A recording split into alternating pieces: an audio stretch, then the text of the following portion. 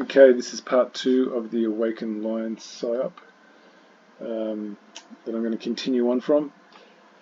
So yeah, we're going to bring that guy back. I don't even know what his name was. That was the advocate for Trump, saying that he's going to take on the elites, all that BS. We're going to bring that back in, but just in a shorter version, just to cover some other things I didn't in the previous one.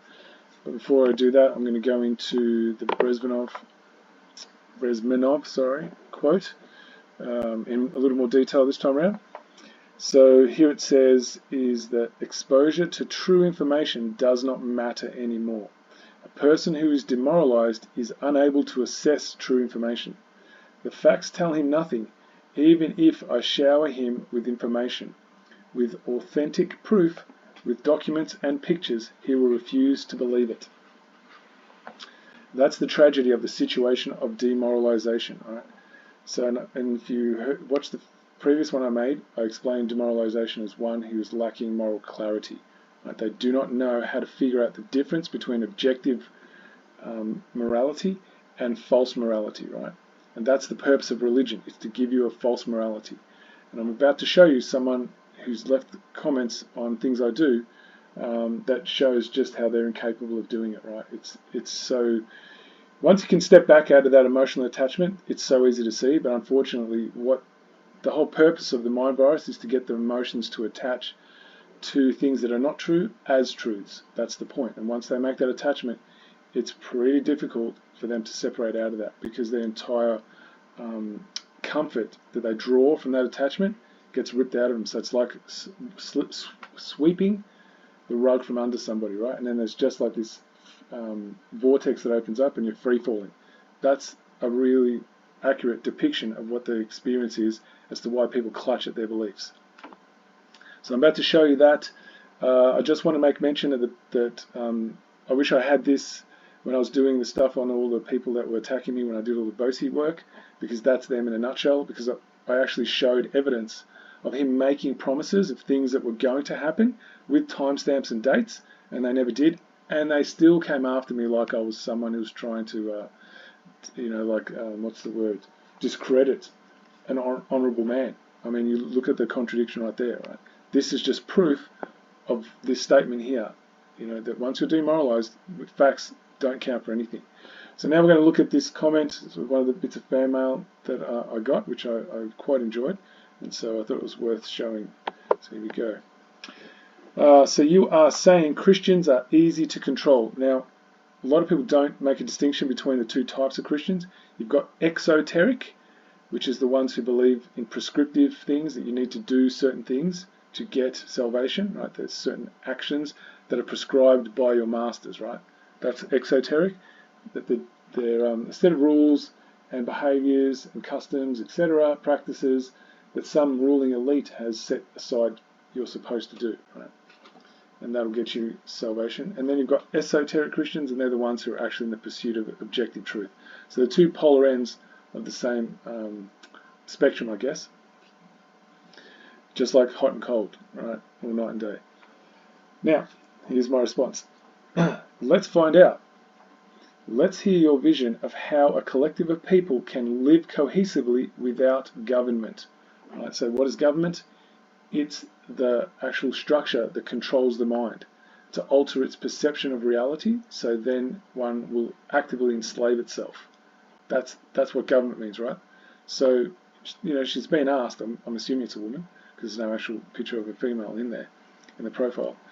She's being asked, okay, let's see what your vision is without mind control being the reason why people do what they do. Right? And look at the response. You're a joke and not worth wasting my time on. There's your substance right there. And the response obviously, was going to not let her off the hook. So frauds always expose themselves eventually. The shallowness of your mask only took one question to reveal. That's pretty flimsy. You've just contributed to verifying the content by proving empirical evidence. Your ego has been a wonderful service this time, right? So what people don't realize is when they make emotional attachments to things that are false, the actual ego gives them up, right? Without them even knowing it, their subconscious will dob them in as to the level of immaturity they operate from. And so here it goes. You'll see what she does next, right? I pray for your salvation, pal. like it's some kind of external power that someone can draw upon to, for someone to save themselves, right? God knows you need it. So they've shown their version of reality, right? It's based on some other external dictator, right? Now, the first version of politics, or the earliest versions, are all religious doctrines. Because if you understand what politics is, it's just mind control. That's essentially what it is, which is government. So the earliest versions of government were written in these religious texts. It's to control your mind. So now we're going to take a look at how demoralization actually works, where people can't even see their own contradictions, right? And once you're in contradiction, you're in a confused state. And what confusion does is it lives off fear. You cannot be in confusion if you are not in fear. And once you're in fear, you're polarized. You don't actually operate from a place of free will. You operate from a place of reactiveness. And that's what this is, right? And this is that false, what's the word I'm looking for here? False humility that people use who believe in these external figures like gods, right? This one super being. Is they use this false humility. Oh, I pray for your salvation. What they're really doing is they're trying to shame and humiliate you and saying that there's some retribution coming your way by some higher power who has the ultimate right to vengeance if you don't fit in with their standards that they've set up, right? So what's the point of having free will if that's what you're going to be coerced with, right? It's contradictory. So now let's have a look at one of the most common things you'll see. So here's a post I saw put up in one of the groups I'm in by people, who they can spot the first level psyops, which is, the whole jabs thing, and, all the, what am I going to say? The black holes, not black holes, the rabbit holes is what I was trying to say. That people go down, that's the, trafficking, the spraying, the poisoning of the water, you've got the CDBC, I can't say it, central banking, central banking digital currency, that's it. Far out, that took a while to get out. The 15-minute cities, which are the 30-minute cities, whatever the version of that is, they can see all that stuff coming down the pike, yet they can't understand that they themselves are prey to the very thing that they're accusing others of, right? So here's a meme that showed up. People would rather pretend it never happened. Now, what they're taking on there is something about they understanding their immediate reality, not how they've come to their belief systems, right? Then admit they fell for it. Believe the liars, and demonize those who told the truth, right? Now, if you want to restrict people's understanding of reality, what's the best way to do it? It's to have them live in fear. And how do you do it, right? So this is what I put up as the question. I wish I got the answer to this. I missed out on doing that because it really showed, and this would have been a perfect thing to actually demonstrate, how I got a reply back that actually proved my point. So I put this up. Do you hold these same standards up to the belief in a created God that created man in his own likeness? And omnipotent, that means someone who's all-powerful. Omnipresent, that can be in all places at all times at once. And omniscient, I think that's how you say it, which means, infinite knowledge, right? They have it all.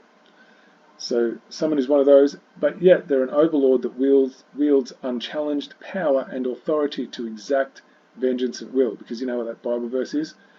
An eye for an eye, whatever, but vengeance shall be mine, right? So basically saying, I have the exclusive right to exact vengeance, you don't. Which basically means that you can't defend yourself. You don't have the right to do that, if you really boil it down to what it means. Without accountability. So there's all of a sudden this being that is unaccountable. It can do whatever it likes, right? And that's, if you read the passages in the book of Job or whatever, that's what reeks of it.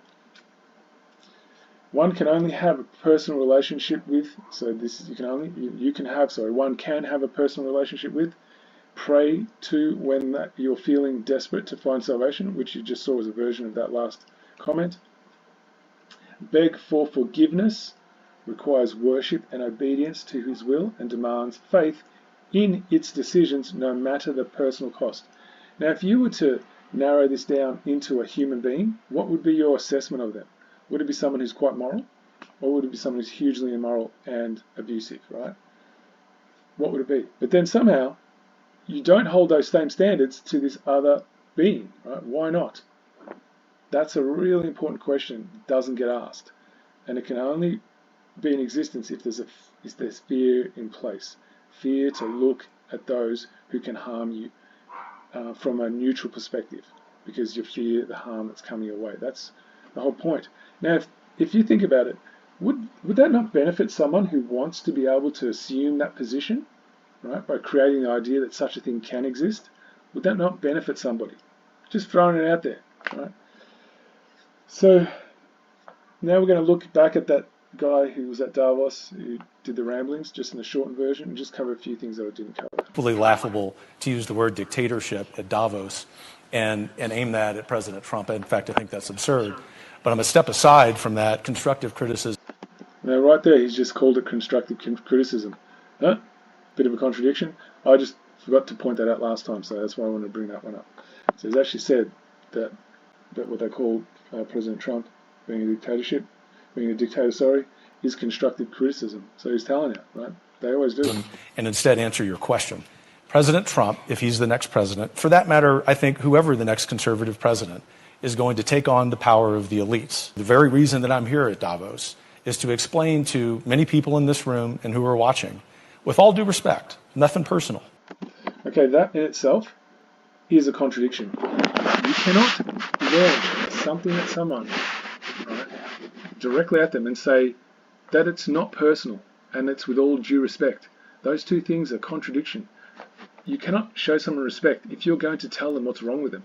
That's not respect, right? Those things don't make sense. So right there, these are all things that get missed. Right? So that's why I just wanted to point that one out as well, because these are little things that get missed, yet they mean a lot. To just show you this guy is full of contradictions. And if you're full of contradictions, you are breeding confusion. And to breed confusion is to breed fear. Confusion comes from fear energy. That's the point. That's what they're doing. They do it very subtly and covertly. And if you don't understand the principles behind it, then you're going to miss it. So that's what I'm doing for those who want to learn of how these subtle things actually work and how they implant themselves in your subconscious without you realizing it. And then you make decisions from a place where you don't even know where they're coming from and they're controlling you. But that's your part of the problem. You're going to tell someone that they're part of the problem and call that, with all due respect, seriously? Whew. Have a real proper think about that. Take immigration. President Trump will take that on. There you go. So I'm just going to show you the short version that here's the problems, here's the fixer. You don't fix it. Your master does. On behalf of the average American. They're doing it for you. Have you ever heard of that dialectic of creating the problem and then showing the solution? So if the whole system creates the problem, right, but they look like it's a pack of other baddies that are the problem, then they're going to give you the solution in their other wing, the other puppet. But who's going to sit behind it? The same group of people. That's the point. Elites also tell us that public safety isn't a problem in big American cities. China, the number one adversary, not just to the United States, but to free people on planet Earth. Another supranational organization, the World Health Organization, is discussing foisting gender ideology upon the global South. The new president, especially if it's President Trump, will, as you like to say, trust the science. So what does trust the science mean, guys? He just tried to give it another meaning, but what does it really mean, right?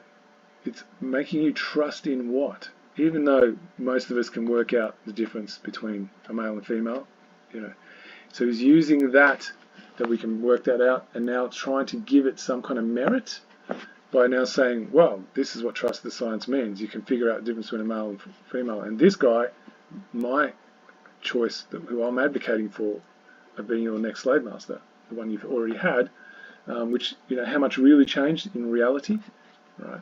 Did you stop paying taxes? Did you stop being harassed by state thugs? Did all that change? No. So what really changed? How did you get power back to decide upon your own life as you want to live it? Right? Where did you get shown how that actually happens? So what are the chances that's going to come into fruition this time around? Right? This is just about putting you back in the pen, guys. They can see you disgruntled, but they've got to make sure you go back in the pen. You just got to believe that there's someone else who's batting for you. So you don't need to do it yourself, right? And do you know why? Not because of retribution, not because he's a dictator, but because he has the power of the American people behind him. And it's connected to Senator Portman's excellent point that in addition to needing a vigorous executive, we look forward to having the popular will inform both the House and Senate in 2025 to pass laws on all of those issues and many others. So what he's saying is that you, through your so-called representatives, your slave masters, by allowing this structure to run, you are giving your consent that they're going to act for you to pass a law. Legislators can't make laws. You can't create things into reality that don't exist. Things of the mind, ideas of the mind, can't be laws. At best, they can be recommendations and suggestions. And then you get to decide whether it's moral or not, and you want it. Now, how does that actually work, right? The only people that can do anything close to what we could call a law, or man-made law, if you want to call it that, which is another way of saying common law, are juries of the people. That's how laws, if you're going to call it that, are created, through the consolidation of juries of the people, who are the ultimate legislature and supreme law council, because they operate from moral conscience. And if there's legislation that's been put forward that harms any individual's right to choose and decide how they want to live their life, the jury can assess that. Right? There is no judge in there. The judges are the 12 jury members. There is only a convener who does the administrative work of bringing the jury together and making sure things run smoothly. But that's not the judge. The judges are the jury. And until people start understanding trial by jury, the reason why you don't have it in its correct form, you have a watered down version of it, is because then politics will cease to matter. It cannot exist. Because the point of trial by jury, not only is it to annul legislation that is violating your individual rights, it's also to prosecute anyone who would seek to create such legislation that would do that. Now think, if that system was actually activated, how many psychopaths and sociopaths, right, and narcissists do you really imagine would be stepping up for the privilege of actually representing the people? How many would, right? All there would be is people that, if you were going to run this system, that are an actual proper public servant, right? They don't get these exorbitant wages, they get a livable wage, right? And that's volunteered by the people. It's a mechanism by that, how that would be done. And what they do is they put suggestions forward of if there is anything that probably needs to be looked at of how life could be made more wonderful, right? That here's some suggestions, and then we can vote on it, and then we can see, how that's going to work. Yet we better dot our I's and cross our T's and check out the moral character of what it is we're putting forward. Because if we don't, and we make a habit of it, we're done for, right? We are going to get put in front of the people, and they're going to get to assess our moral character and what they want to do about it. Now, if that's the level of accountability, right? And if you believe in this external creator being that doesn't have accountability, you believe in the same structure that this guy's pushing, that someone's going to take care of it for you because they know better. You're believing in superior and inferior. That's the problem here. And so until you understand the true power of trial by jury and why it was hidden, and a correct constitution would have that front and center, because all a constitution is, like I explained before, is to give you moral clarity, right? It can't do anything for you. It's up to you to pick up and run with it. And that clarity is that, are we going to live in a system where there's vigilantes, where we don't have an organized way by which we can actually bring people back into a state of balance and restoration of their dignity if they've been violated? If we don't have an organized way to do that, then we have vigilantism. That's essentially what the Constitution is meant to be. All the other things, that's not constitutional. It's just to make sure that we can live free and then find a way to bring ourselves back into dignity if our freedoms are violated by anybody, whether they be a legislator, an officer of the government, whether it be police officer, military, government department, bureaucrat, whatever happens to be the title they carry. They're still an individual with a moral compass that is culpable for their choices and decisions. So nobody gets off scot-free. Everyone is accountable. That's the entire purpose of a constitution, is to draw that to the conscious awareness, right? And when people are accountable, just like you were afraid to make decisions for yourself, Or for others, you go, well, how are the roads going to get built? I don't know. Someone else better than me, knows better than that. Well, that's when chaos happens, because you're giving power away. As soon as you give power away, you are powerless. And this is about everyone sharing their own power with one another. And that's done through trial by jury. And that's the point, right? And so then he's going to give you this comment about raising... Ultimately, Robin, I think President Trump, if in fact he wins a second term, is going to be inspired by the wise words of Javier Milei, who said that he was in power not to guide sheep, but to awaken lions. Okay, so there you have it again. I did it in the first one. Think about it honestly. How can you be in power, right? That means you have power over others, and now turn sheep into lions. They can only be sheep if there's power over them.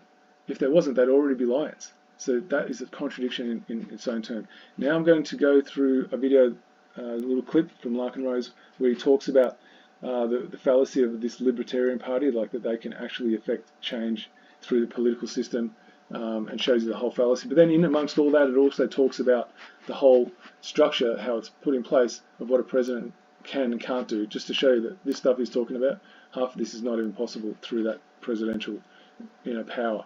Because all they're meant to do is hold a system together. They're not meant to actually influence policy, right? That's not meant to be their role. They're just meant to be responsible for the entire structure, just like a monarch is. So it's pretty much the same thing. Very few people understand that, and they've allowed presidents to have all these executive powers, etc., etc. They're only meant to have the power to veto any bills out of Congress that were going to violate anyone's rights. That's it. That's what they were meant to have. Because they're meant to be the first line of defense. Aside from that, it's the people who will run their own defense through trial by jury if the president allows it to come through. And eventually, if they keep allowing too much to come through, they would then be dragged in front of the jury and prosecuted just like everyone else, because no one is above the law. It's about having that level of knowledge, how we run our own system. We govern ourselves. We are not governed. That's how we govern ourselves. And all these people merely are just people who would, want to provide services, right, to help us live together more cohesively. That's what the true system was meant to be about, if you understand it. So here we go, Larkin explaining it. When, like Jorgensen says, if elected, I will let you keep more of your money, on top of the nausea-inducing assumption in that, it's also a bald-faced lie. President can't do a damn thing about that. President can't reduce taxes. Congress writes the budget bills, and a president that doesn't have a bunch of Congress on her side can't do shit. But she's pretending. I mean, like, the likelihood of her getting elected was zero. In fact, let me focus on that, because that's way more important than just the fact that so many candidates pretend, if I get to be president, I'll do all these things, and then they list a bunch of things the president has no power to do. But if you accept the premise that somebody has the right to rule, there is a very obvious reason why libertarians are never going to win.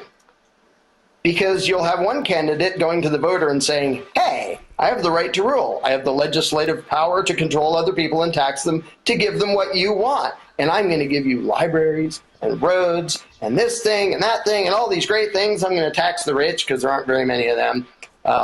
I'll pretend to tax the rich, and really I'm in their back pocket, but whatever. I'll pretend to tax the rich, and I'll give you all this great stuff. And if you accept that I have the right to use violence by way of my enforcers, why the hell wouldn't you want that? You believe it's legitimate for me to rob your neighbors and give you free stuff. Why wouldn't you vote for that? And then along comes the libertarian and says, if elected, I'm not really going to give you anything. I'm going to accept the premise that I have the right to rob everybody to give you money, and that government can do such things and have programs and benefits, but I'm not really going to give you anything. Gee, why don't libertarians win more often? Because they're trying to bribe people with nothing versus somebody trying to bribe them with bread and circuses. The only rational moral counter to, I'm going to rob your neighbors and give you bread and circuses, is not, I'm going to rob your neighbors a little bit and give you one stale loaf of bread. The only moral opposition that has any chance of actually defeating it is that's not okay for anybody to rob your neighbors to give you bread and circuses, and it's not okay for them to rob you. It's a distinct philosophical step away from the game. You can't win the game designed of, by, and for the tyrants and use it to achieve freedom, which is why that's never happened anywhere in the history of the entire world. Now, if you remember in the previous one I spoke about that, no matter what revolution ever happened, right, the structure still remained. And that is there's a superior class and an inferior. And the structure was designed by people who believe they're superior to keep dominating, controlling, harvesting, and plundering the rest. That was the point of it. And until that is understood, that's going to keep happening. Right? And he's just said it there. You cannot win in a game that's designed for a small number of people to live on the backs of the many. It's not possible. Unless you understand the premise of that, right, you're going to keep making the same error. And that's like gets to the point where people who actually live in war-torn countries still believe in government. Right? The government has the right to rule after they've lost the most precious things to them. And they still perpetuate it. This just shows you how strong that mental mind virus is, right? How much of a hold it really has. And if you're serious about freedom, it's about taking a proper look at that mind virus, right? And those are people who believe in this external creator God, they have swallowed that mind virus hook, line, and sinker, and it won't let go. That's the hard part to listen to, guys. If you're one of them, I've seen it in real action. I've seen the contradictions, right? They cannot explain things rationally at a certain point. They're just incapable of it because they're required to accept immorality as truth in order to accept that belief. And then they're working against their own moral conscience, right? And so they turn their anger outwardly, but really it's an internal struggle they're having. And that's why it's so volatile when they do turn it outwardly. Where a government has legislated itself out of existence and decided with this final act, we're going to give up all our power. Doesn't stinking happen that way because the entire game is built to create power. It's why the tiny little Constitution grew into this giant authoritarian monstrosity. And if you play the game, you're playing a game that is absolutely destined to go in that direction, which is why literally since the revolution, there have been people trying to be politically active and keep our government small and limited, and it grew into the biggest authoritarian empire the world has ever known.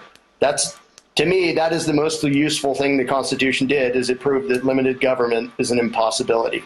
And trying to go back and make it little now, when it's already this monstrously evil beast that is going to defend its own power, it's zero chance of success, in addition to the fact that the message is completely contradictory. So anyone who's listening to this, especially if you're a first-time listener to my content, if you're serious about learning, right, if you haven't got your back up and you haven't lost your mind already, which my guess is the high proportion of people would be at some point already past that point. But if you're still one of the remaining few who's still here and can actually handle this, it's going to be critical for you to go back and slow things down and have them repeatedly said to you until you can really understand it. Because what you're working against is the cues that are constantly there in every aspect of your life that are pointing you into the false religion, right? They're always there. And so to be able to understand truth as it really is requires repetition sometimes to break through that mental barrier that's getting in the way. Because unfortunately, most people have put their practices into that mental virus and not knowing they've done it. And then they've made an emotional attachment to hanging on to those beliefs because of what they've done. And they don't want to go back and look at those actions again as to that they weren't in the service of what they were really seeking, right?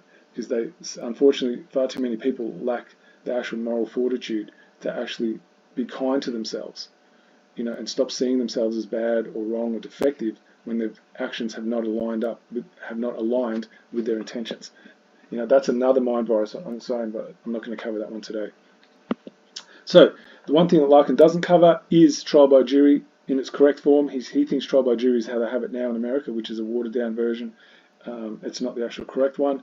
If you really want to learn about that, how it really works, how the people are ultimately self-governing, so if we are going to have a system of public servants, how we keep them in check, right?